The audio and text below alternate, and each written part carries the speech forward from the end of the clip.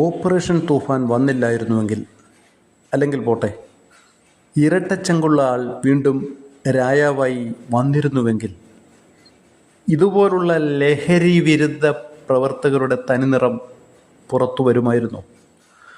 10,000-ത്തിലധികം മയക്കുമരുന്ന് വിപണനക്കാരെയാണ് കേവലം 2 മാസം കൊണ്ട് അകത്താക്കിയത്.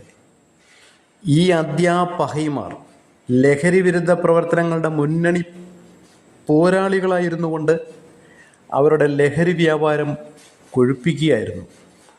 ലക്ഷങ്ങളുടെ ഇടപാടുകൾ, പുത്തൻ ലക്ഷറി കാറുകളിൽ യാത്ര. ഇവരുടെ ശമ്പളമോ വെറും 12,000 രൂപ. ഇവരൊക്കെ വിദ്യ പകർന്നു നൽകുന്നത് പറയുന്നു.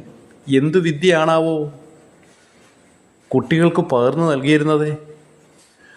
ആ കുട്ടികളുടെ ഭാവി ഓർത്ത് വല്ലാത്ത ആളൻ.